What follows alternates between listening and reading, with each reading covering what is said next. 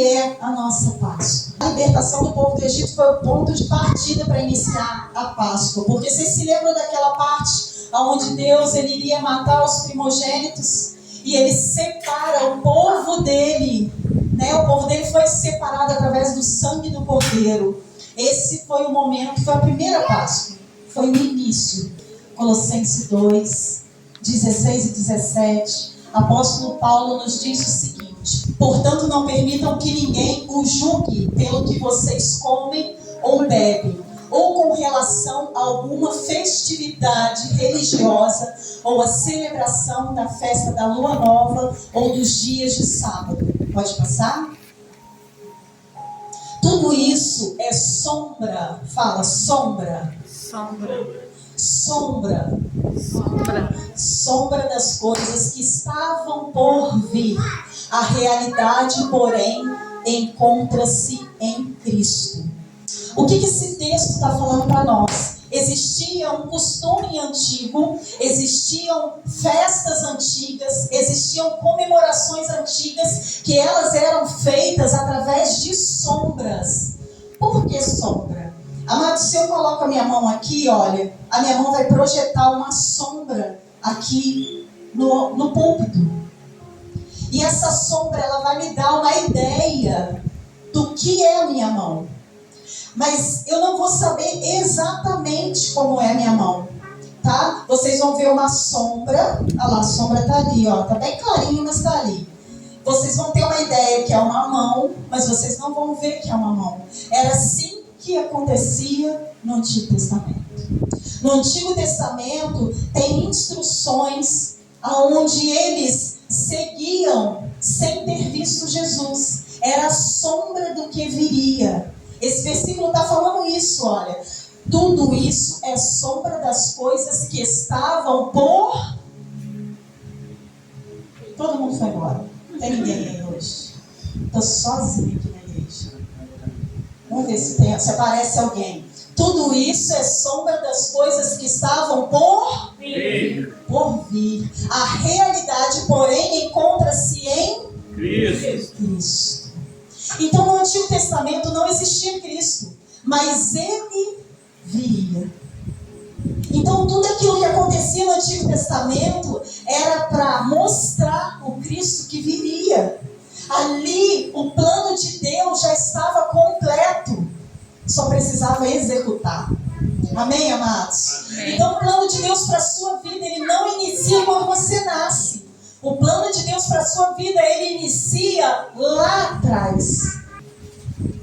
Então, naquela época, a lei que foi criada era como se fosse uma mensagem codificada. Por quê? Porque eles não tinham visto Jesus. O que é codificado? É um código. Existia um código que viria alguém que deixaria de ser uma sombra, mas tornaria-se realidade. Amém? Porque tendo a lei a sombra dos bens futuros e não a imagem exata das coisas, nunca, pelos mesmos sacrifícios que continuamente se oferecem cada ano, pode aperfeiçoar os que a eles se chegam. Que havia um aperfeiçoamento. Quando Jesus veio, ele não veio revogar a lei anterior, mas ele veio aperfeiçoar. Ele mostra a sombra do que a realidade mostraria para frente. Vamos abrir João 18, 39. Aqui inicia a Páscoa, amados. Essa palavra hoje ela é muito importante, porque a Páscoa se confundiu no nosso mundo aí fora.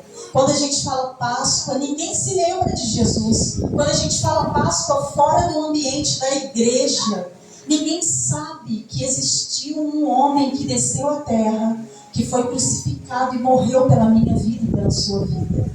Então, qual a importância de nós sabermos o que é a Páscoa, amados? Nós precisamos passar isso adiante.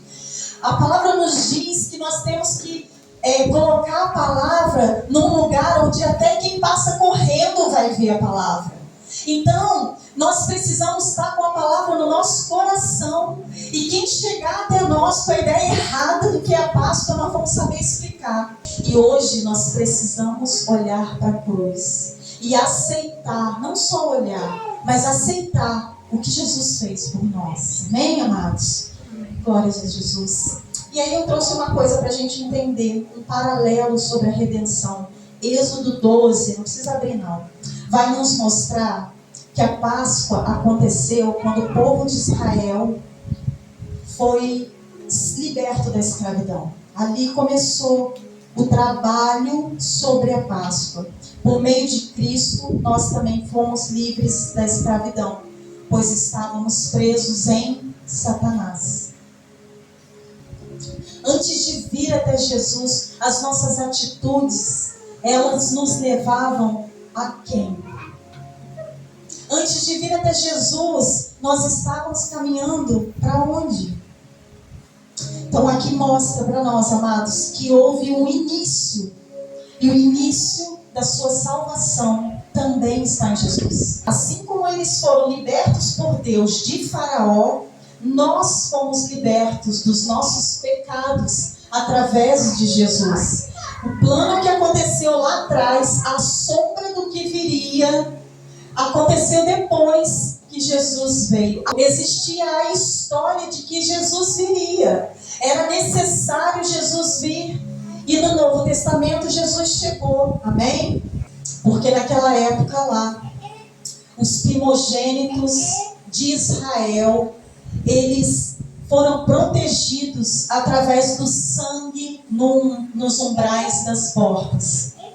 Toda casa que colocava o sangue no umbral da sua porta, o vento da morte passava e não entrava naquela casa. Então o sangue protegeu a casa deles. E aqui nós também somos protegidos pelo sangue de Jesus. Êxodo 12, 3.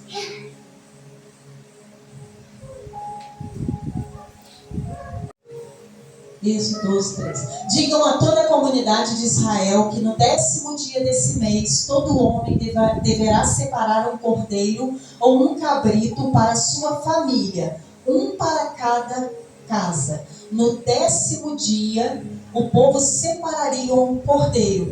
E o cordeiro, ele seria morto no 14º dia. E isso no Antigo Testamento. E com Jesus, Marcos 11, 1.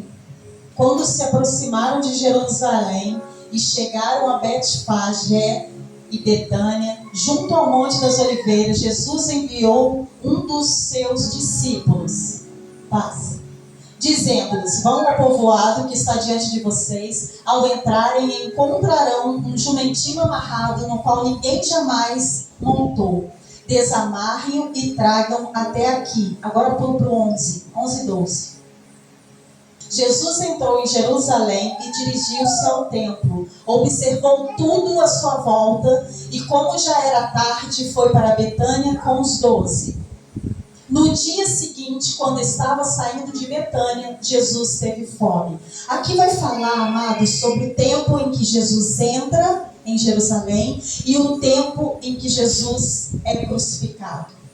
Foram 5 dias, assim como na época o cordeiro foi pego, o cordeiro foi selecionado, tinha que ser um cordeiro limpo, tinha que ser um cordeiro puro, tinha que ser um cordeiro que não tivesse máculas, que não tivesse nenhum machucado, tinha que ser um cordeiro puro. E a relação disso com o Novo Testamento é que Jesus, ele veio puro também. Jesus também não carregou pecado. Então Jesus lá atrás, ele já estava mostrando o que aconteceria lá na frente. A sombra do que aconteceu lá atrás foi o que revelou lá na frente. Eles pegaram o cordeiro no dia 10 e no dia 14 eles sacrificaram o cordeiro. Jesus também entrou em Jerusalém no dia 10 e no dia 14, dia da Páscoa, ele foi condenado e sacrificado. Então, tudo se relaciona. A Bíblia se confirma. A Páscoa, amados, é uma festa para a gente celebrar para sempre. É uma festa para a gente se importar com ela e a gente entender de onde veio. O que é a Páscoa? A Páscoa é algo que foi instituído lá atrás, na época do primeiro povo de Deus. Deus já estava mostrando para nós que era necessário acreditar na proteção do sangue sobre nossas cabeças. Porque o povo ele estava ali misturado no meio do povo do Egito.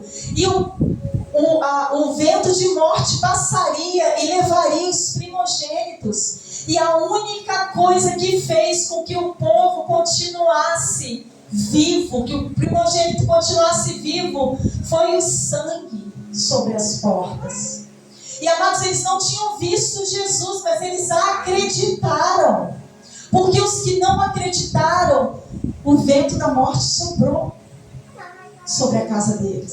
Mas os que acreditaram no sangue do Cordeiro, eles foram libertos. Eles foram poupados, amados. E o que Jesus está mostrando para nós hoje, nessa noite, é que o sangue dele é que nos poupa. É que o sangue dele é que nos protege. É através do sacrifício de Jesus, amados, que nós temos força para continuar nossa batalha, para continuar nossa guerra. Nós temos que nos segurar ao sangue de Jesus. Nós temos que nos firmar ao sangue de Jesus, amados. E saber que não é pela nossa própria força, mas é pelo que Jesus deposita em nós. É isso que vai fazer com que a gente persevere e continue. Deus fala para repartir o cordeiro com o vizinho. Não fala? A família que não tiver uma quantidade grande, que coma um cordeiro, chame seu vizinho e coma com ele. Por quê? Porque Jesus, ele manda que nós também repartíssemos o cordeiro com os nossos vizinhos, com os que estão em volta. E quem é o cordeiro que nós vamos repartir? Aqui já é um paralelo que vai nos mostrar que nós precisamos repartir o nosso cordeiro. E quem é o nosso cordeiro? Jesus. Quem é o nosso cordeiro? Jesus.